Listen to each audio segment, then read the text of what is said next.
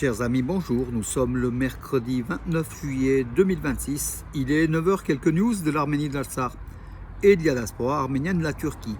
Entamer la reconstruction de la section ferroviaire menant à Gümri en Arménie. Donc les travaux de reconstruction de la section ferroviaire menant à Gümri depuis la Turquie ont débuté.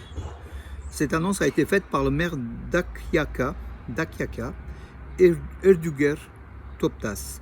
Voilà, donc c'est à la frontière, hein, donc c'est entre Kars et Gümri.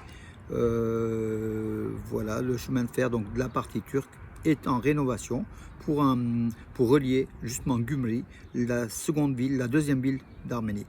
Selon le maire d'Akyaka, les travaux donc dureront environ 2 à 3 mois.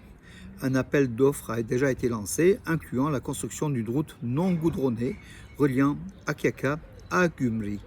Voilà, Erduger Toptas, le maire de cette ville d'Akyaka, a souligné que la remise en état de l'infrastructure ferroviaire apportera des avantages économiques aux deux parties et créera de nouvelles opportunités de coopération dans le secteur agricole et industriel, en espérant que les produits agricoles de Turquie n'envahissent pas trop l'Arménie, et puis du fait de leur compétitivité aussi, ne tuent pas le marché agricole arménien. Ça, c'est un commentaire de ma part. La participation de l'OTSC au conflit du Haut-Karabakh était impossible, car même l'Arménie ne reconnaissait pas le territoire, affirme Moscou. Donc là, c'est ce qu'a affirmé donc Maria Zakharova, la porte-parole du ministère russe des Affaires étrangères, hier à Moscou. Donc en fait, Moscou pointe du doigt l'Arménie qui n'a pas reconnu l'Artsakh, et c'est l'une des raisons pour laquelle, d'après Moscou, bien sûr c'est faux, donc d'après Moscou, l'OTC, l'Organisation de traité de sécurité collective, ne pouvait pas intervenir au Haut-Karabakh puisque l'Arménie ne l'avait pas reconnu. Un argument quand même toutefois facile, hein. Donc c'est vite fait d'accuser l'Arménie de ne pas avoir reconnu l'Artsakh, le Haut-Karabakh, pour justement se dédouaner du fait que la Russie n'est pas intervenue. Voilà, tout simplement, c'était pour diviser Arméniens et Azerbaïdjanais. Poutine penchait plutôt du côté d'Aliyev et d'Erdogan pour la fourniture de gaz, et Poutine a abandonné l'Artsakh, n'est pas intervenu, que ce soit à travers l'armée russe ou l'OTSC, gérée par la Russie, hein, donc cette entité de sécurité, voilà, où il y a le Kazakhstan, le Bélarus, mais c'est quand même la Russie qui commande. Le tableau d'une Arménienne de 11 ans, grand-mère et grand-père, Mamik Babik, de l'Artsakh, un symbole de l'Artsakh, qui avait été retiré d'une exposition à Yerevan pour cause de polémiques politiques. Pachinian, nous ne voulons pas du tout évoquer l'Artsakh.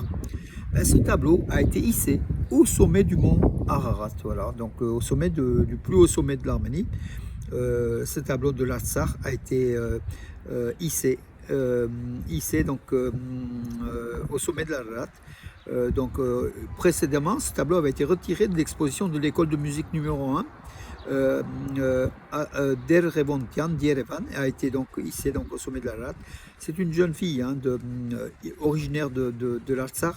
Alors Eva, elle s'appelle Eva, l'œuvre était de cette jeune fille Eva, donc originaire de l'Artsakh, qui avait été retirée de cette exposition. En tout cas, ce tableau a été brandi au sommet de l'Ararat par une équipe d'alpinistes qui a fait le chemin, d'alpinistes ou de personnes, hein. Gravir le mont Ararat, c'est pas très compliqué.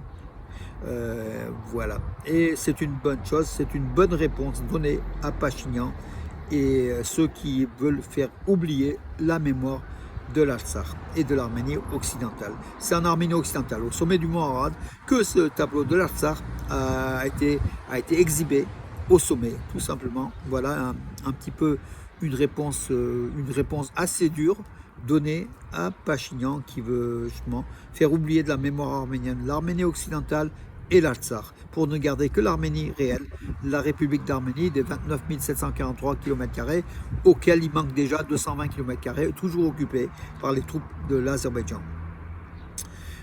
perspective du développement de la coopération arméno-bolivienne. Donc en fait l'ambassadrice d'Arménie en Uruguay, Mariam Gevorkian, a rencontré le vice-ministre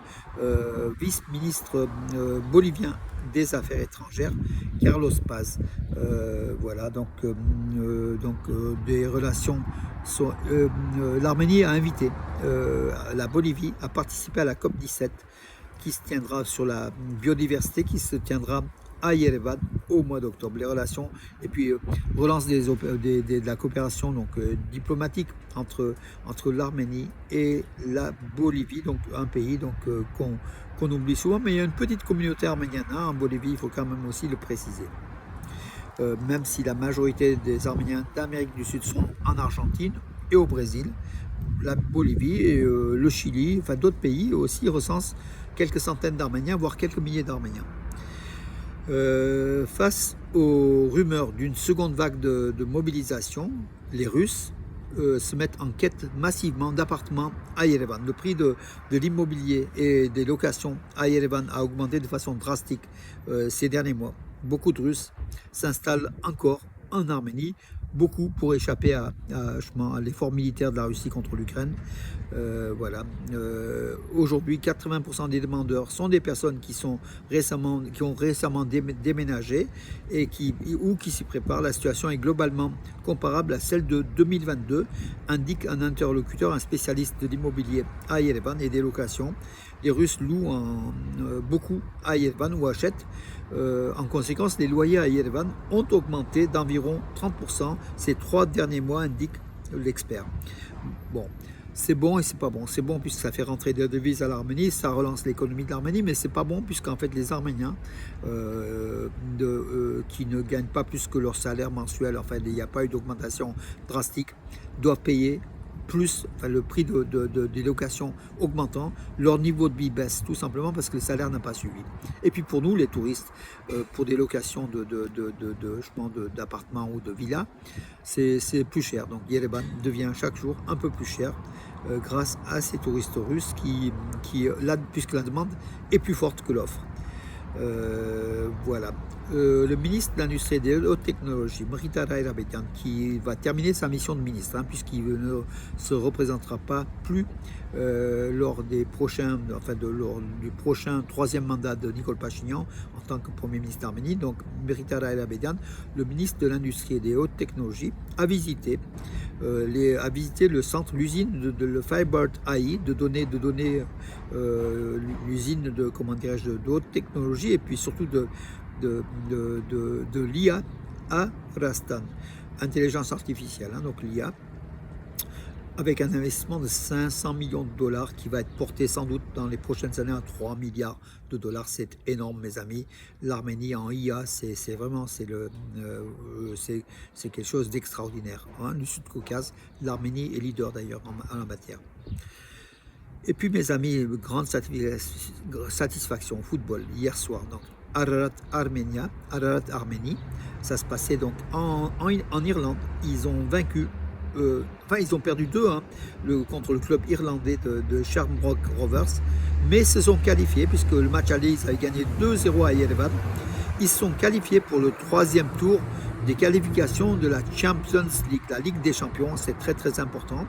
Et les Arméniens vont rencontrer donc pour le 3e tour le club slovène de Celje à la portée d'Ararat Armenia, qui a créé l'exploit donc de se qualifier hier soir donc en marquant un but. Le match s'est terminé 2-1 et les Arméniens ont été qualifiés pour ce 3e tour de la Ligue des Champions, qualification de la Ligue des Champions. Après le 3e tour, si les Arméniens gagnent contre le club slovène, ils seront dans les phases de poule, c'est-à-dire la Ligue des Champions tout simplement.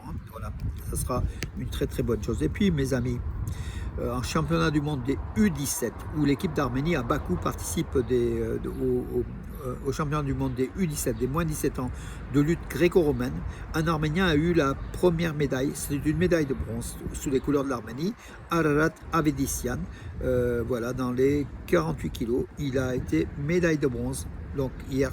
Et puis aujourd'hui, un Arménien qui est en finale, donc c'est minimum médaille d'argent et sans doute médaille d'or au regard de la puissance. Il s'appelle, c'est un jeune espoir, ça sera un futur champion olympique, hein, notez-le, nous on en est sûr, s'il lui arrive pas une blessure, il sera champion olympique dans 2 ans. Janes Nazarian pour l'Arménie, il a 17 ans, il s'est imposé donc 9-0, beaucoup de ses combats 9-0. En fait, il a marqué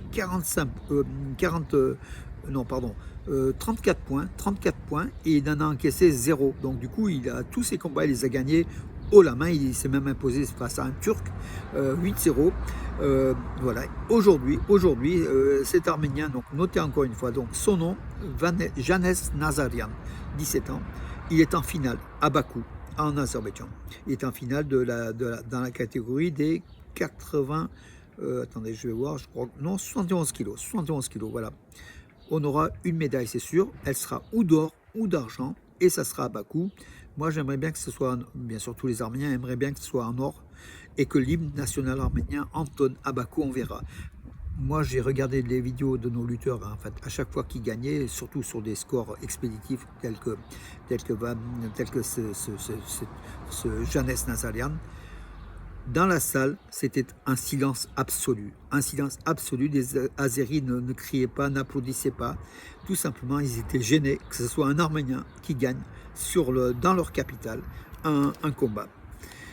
Voilà, mes amis, puis peut-être une ou deux informations, je vais voir si je peux vous les donner ainsi rapidement. Un ministre arménien minimise les tensions avec la Russie. Bien sûr, l'Arménie, a commencé par Nicole Pachinian, il minimise les tensions avec la Russie. Et là, c'est le ministre des Territoires, Khoudatian, qui a aussi minimisé donc, les tensions entre l'Arménie et la Russie, pourtant qui sont dures et qui frappent sèchement. Les produits laitiers d'Arménie. D'ailleurs, il y a les meilleures entreprises laitières d'Arménie sont au bord de la rupture, tellement de la crise financière et économique, du fait que le marché russe est fermé. Voilà, ça crée quand même de nombreux problèmes à l'Arménie. Mais bon, le gouvernement pachinian essaye de dire tout va bien aller, tout va bien, Madame la Marquise. Le service des renseignements russes, d'ailleurs, mettent en garde les services de renseignement russes, qui ne sont pas toujours recommandables. Hein, et ils mettent en garde, donc ils peuvent aussi diffuser des fausses informations pour perturber et déstabiliser l'Arménie. Ils mettent en garde contre une crise profonde en Arménie, crise économique, hein, bien sûr, qui précédera une crise politique. C'est ce que veulent les Russes, hein, pour que l'Arménie retombe dans leur clan, au lieu de choisir l'Europe, l'Union européenne et les États-Unis. Voilà, mes amis, pour aujourd'hui. Je vous donne rendez-vous à demain et je vous souhaite une très bonne journée.